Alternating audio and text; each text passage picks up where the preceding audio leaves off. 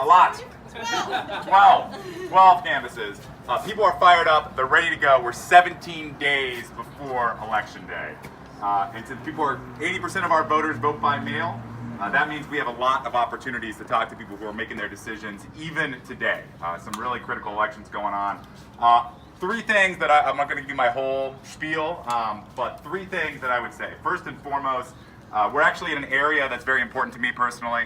I'm a native of Turock, 5th generation local. My great-great-grandfather came out on a wagon train in 1850, came 2,000 miles in search of gold, and then he stopped 50 miles short to come here, of all places, and become a peach farmer. But I grew up just 10 blocks away from here. My first job was actually a paper boy for the Turock Journal, and this was on my paper route.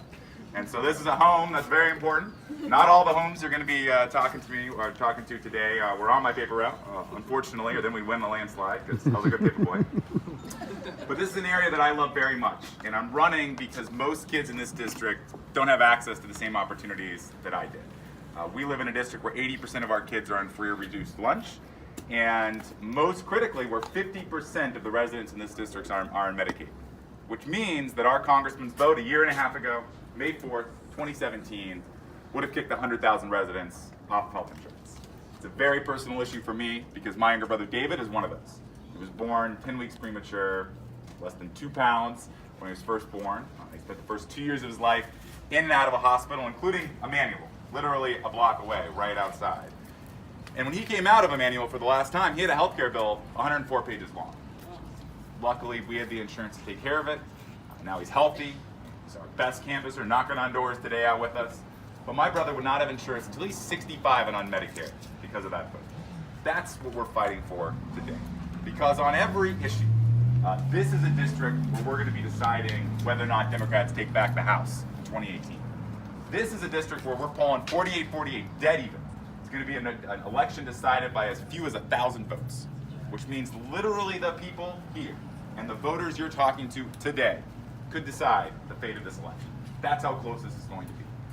And on every issue we care about, the only way that we make progress on that issue is if we win some elections.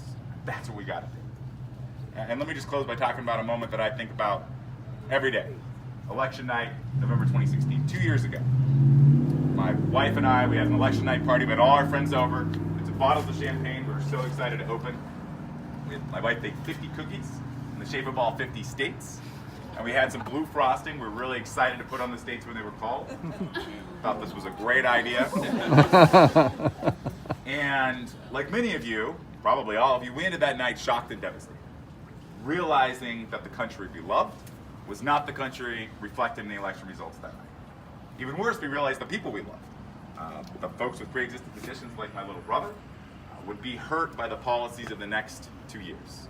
And that's exactly what we've seen. And I made a commitment that night to feel differently 2 years later.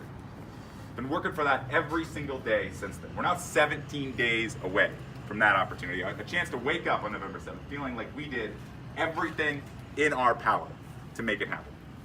And we're gonna do a little joint exercise here.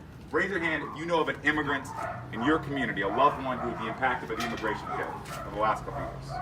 Raise your hand if you have a loved one who has a pre-existing condition. Keep those hands up. Keep those hands up. Raise your hand if you want to flip the house. I got a secret. We're going to take those hands, we're going to put them into fists, we're going to go knock some doors. That's how we're going to get it done. Thank you. See ya. Over to the